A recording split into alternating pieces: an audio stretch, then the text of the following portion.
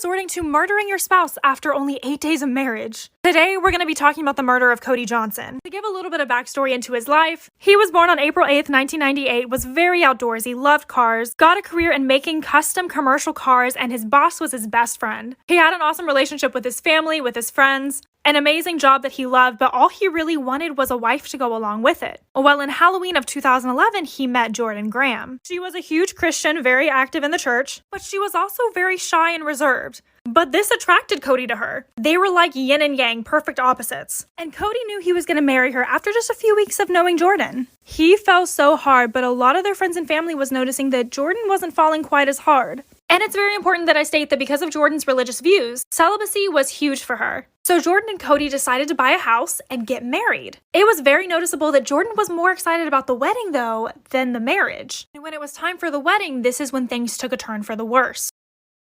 Part 2 to the murder of Cody Johnson. Well, the day of the wedding hit and they had a custom song made for their wedding. And it stated things like, "You're my safe place to fall, you help me to climb higher for a better view." And this is all a massive foreshadow. After their wedding, Cody took a week off of work as their honeymoon period to move into their new house. Well, the day before this honeymoon period was over was a Sunday. So they went to church, went to the lake, and went out to Dairy Queen with some friends. And this was the last time anyone heard from Cody. The next day occurred and he didn't show up to work. His boss, who again was also his best friend, was extremely worried. So worried that he went to his house, and when he knocked on the door for a while and no one answered, he resorted to breaking in. He was panicked, looked for evidence around the house, and found Cody's phone in the garage. But there was no sign of Jordan. Absolutely panicked, he called the police. Because of how worried his boss was, the police took this very seriously. They were also wondering why his wife didn't make this report. Well, the wife ended up texting a friend asking if they had seen Cody, saying that he drove off with out-of-town friends and didn't know where he went.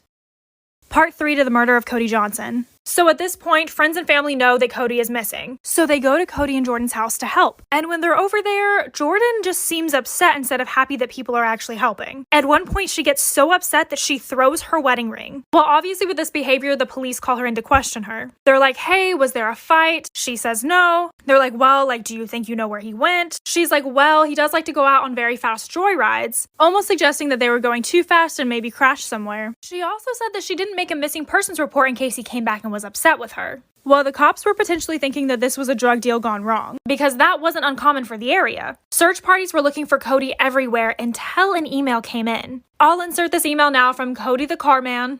And Jordan originally showed this email to her friend. And it was her friend who encouraged her to take this email to the cops instead of her just doing it herself. It stated that his body was in Glacier National Park. But when she took this to the police, she showed no emotion. But they still decided to search there.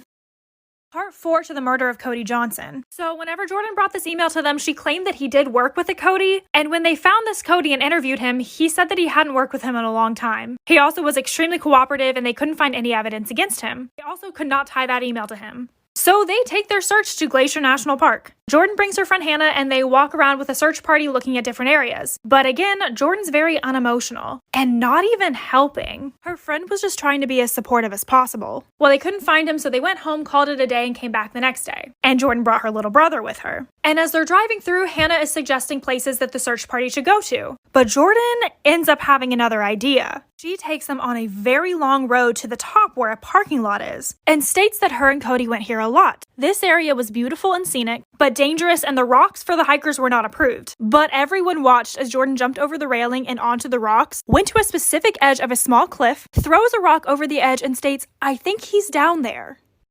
Part 5 to the murder of Cody Johnson. So Jordan throws the rock over the edge and states, "OMG, it's him." Her little brother joins her and kind of looks over the edge, and it's just past the point that you can't see, but you can definitely see that something's down there, which traumatized her little brother, and he was so upset that he was physically crawling back to the car and crying. And again, Jordan was emotionless. And everyone was shocked by her behavior and the fact that she knew the right place to go. A member of the FBI had to actually climb down the tree by rope in order to confirm that there was a body down there before they even started the rescue mission, because of how dangerous the rescue mission would be. But once they were able to go there, they confirmed that it was him, he had his ID on him, and a helicopter had to come drop a 200-foot line to retrieve him. All of Cody's friends and family stated that he was afraid of heights, so he had to have been lured there. The police thought it was very suspicious that Jordan knew exactly where to go, and when questioned on this, she said the Holy Spirit just led her to this spot. Now they're super weirded out but still don't have evidence against her. And this is when her matron of honor ended up coming forward with text messages about Jordan being scared to get married.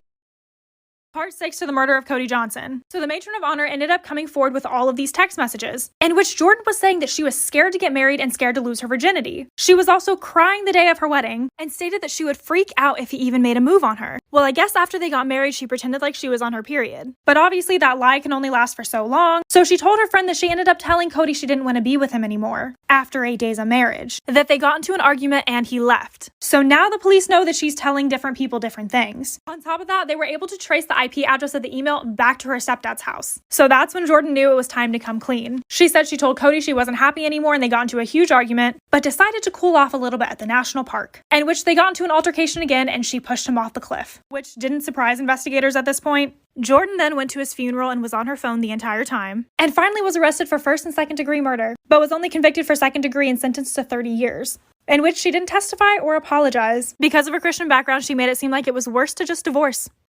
This little boy got in trouble at school for saying his uncle was Superman, but the thing is, he wasn't lying. 7-year-old Thomas came to school one day dressed up like Superman. He then told his friends at school that his uncle was actually Superman. The teacher overheard the conversation and told Thomas that Superman wasn't real, but Thomas insisted that he was and that he was his uncle. Thomas kept arguing with the teacher and the teacher had had enough. She had sent Thomas to the principal's office where the principal called Thomas's mother. The principal told Thomas's mom that he had claimed that his uncle was Superman. Thomas's mom had then laughed and said he isn't lying. Hit the plus for part 2.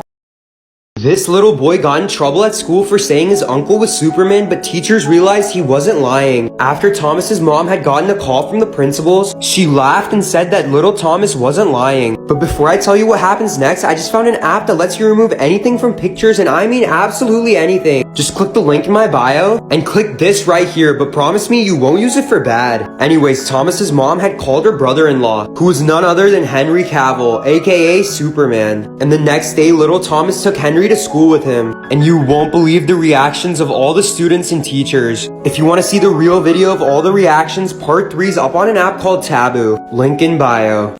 What would you do if you received this as a gift? Once there was a girl named Lucy who received a strange gift from someone unknown. She was so excited so she opened the package quickly, but she could have never expected what was inside the box. She pulled out a doll, but it wasn't just a regular doll. It was bald, covered in cracks, and something was wrong with his teeth. They looked pointy and beastly, almost like they were made from real animal teeth. She told her mom she needed to throw it out, but her mom told her to be grateful, so Lucy put the doll in a cupboard under the stairs so she wouldn't have to look at it. But at night, something terrifying happened. Right before she was about to fall asleep, she heard a small voice say, "Lucy, I'm on the first step." In the morning, she told her mom, who dismissed it and said that she was just having a nightmare, so Lucy went to school as normal and tried to ignore it as much as possible. But the next night she heard the same voice again. "Lucy, I'm on the 4th step." She kept telling herself it was just a dream, until the same voice returned a 3rd time, but this time louder and closer. "Lucy, I'm on the top step." The next morning her parents found that in the middle of the night, Lucy must have tried to go downstairs to go to the bathroom and fell and broke her neck. During the funeral, her toys, including that doll, was buried with her. Her mother said Lucy loved her dolls. Now they can be together forever.